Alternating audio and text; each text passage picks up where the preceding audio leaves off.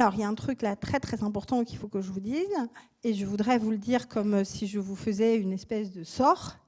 Il est interdit de baisser son prix sans contrepartie. Fixer un prix, quelque part, c'est quoi? C'est se dire on va construire un tunnel en se posant 3 questions. Première question, c'est autour de la valeur que l'offre représente pour vos clients prospects. Quel est le niveau auquel est la concurrence et quelle est la rentabilité que vous avez envie d'avoir? L'idée, c'est de retenir le coût plus marge. Ça me sert à définir un plancher, un deuxième plancher.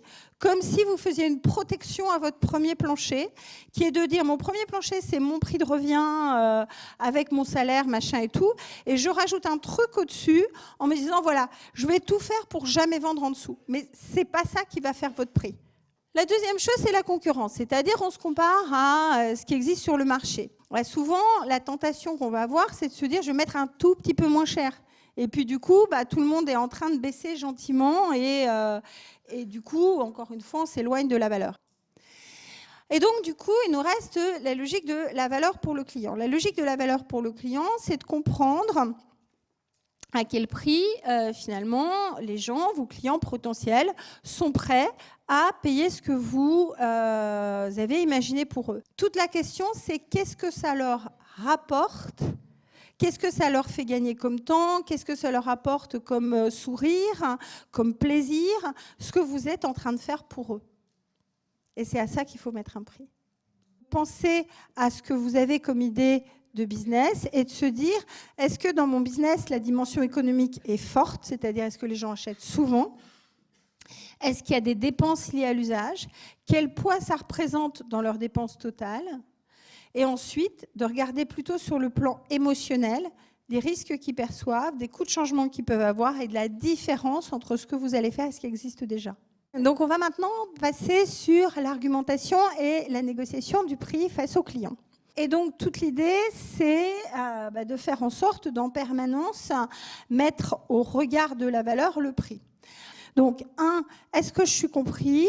2, dans la façon dont la personne se présente, qu'est-ce que je ressens? Est-ce que j'ai confiance en vous? 3, est-ce que je comprends tout ce que vous êtes en train de m'apporter? 4, qu'est-ce que ça me coûte? Qu'est-ce que ça m'apporte? 5, je dis oui. Donc la méthode, elle s'appelle la méthode dite du CIMAC. Dans un premier temps, dans la situation, vous résumez tout ce que vous avez compris de votre interlocuteur.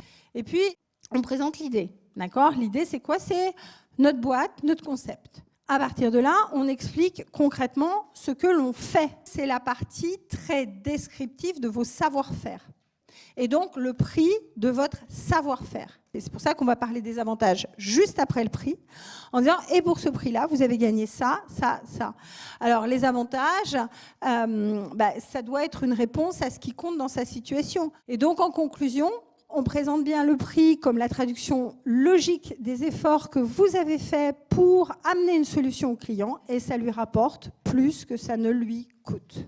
Dans la négociation, on va faire des concessions. Donc, ça veut dire qu'on va reculer par rapport au premier niveau qu'on a annoncé. Vous allez commencer, non pas en étant malhonnête, mais en étant optimiste. Plutôt que de me dire « Ah, mais moi, je suis honnête », je voudrais que vous me disiez « moi, je suis optimiste et je démarre toujours un cran au-dessus de ce sur quoi je veux arriver ». Reculer à petits pas, donc toujours s'assurer que vous reculez dans le même rythme que votre client et que à chaque fois, vous obtenez des contreparties qui sont vraiment mesurées et ajustées à la concession que vous faites. Et puis, le dernier point, c'est vraiment d'être sûr qu'on va conclure. Donc, encore une fois, vous avez ici la phrase dont je vous parlais tout à l'heure. Est-ce que si je vous réponds favorablement, on signe là tout de suite maintenant? On a fini, on a un petit peu dépassé. Merci infiniment pour votre écoute.